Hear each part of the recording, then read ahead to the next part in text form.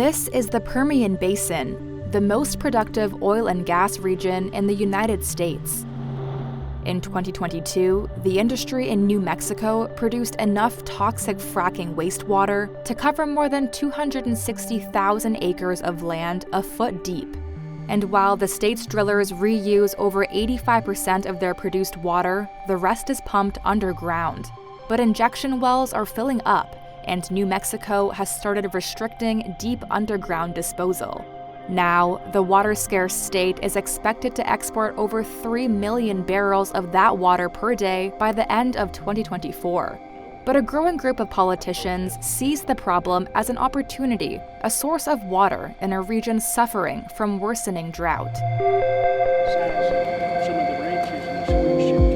Stephen Aldridge is the mayor of Jal, a small town near the Permian Basin.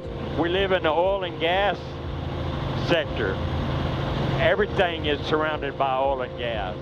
In a short helicopter ride over the basin, they're pretty large.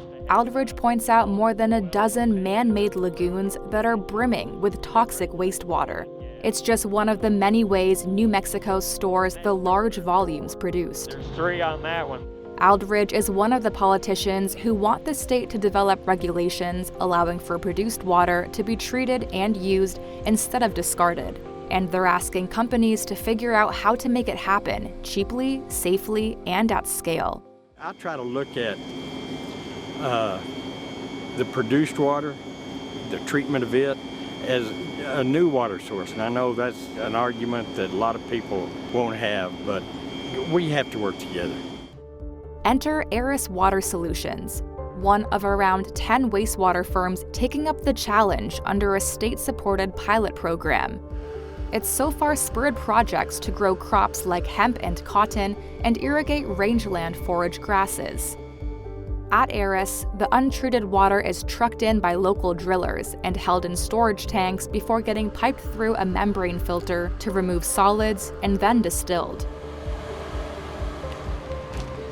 Here's plant foreman Michael Robbins.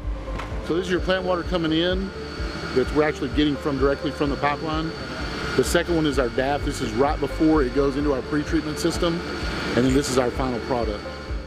Aris says the water is free of pollutants or radionuclides and is fit for industrial or agricultural uses.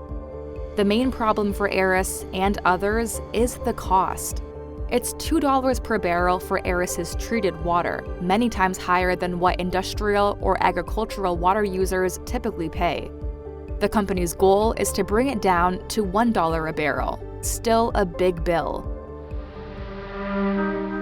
The other debate is how the water should be used. Many opponents worry there could be unintended human health consequences. And Daniel So, a former Navajo Nation council member, told Reuters that Navajo had been stung before in New Mexico when decades of uranium mining on their land in the last century led to widespread radioactive pollution. New Mexico's Democratic Governor Michelle Lujan Grisham introduced legislation late last year that would have created a strategic water reserve out of treated produced water. The bill was defeated by state lawmakers, but will be brought up again in January. Other states like Colorado and California already use treated produced water in small amounts for limited uses, like agriculture.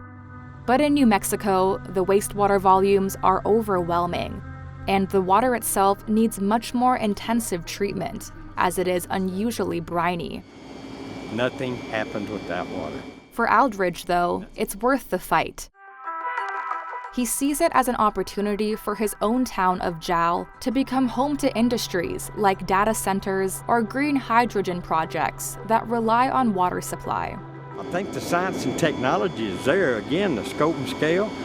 Communities like Jal are going to need that water source. Am I 100% convinced? No, but they're taking the step to convince me, and I need to take those steps with them.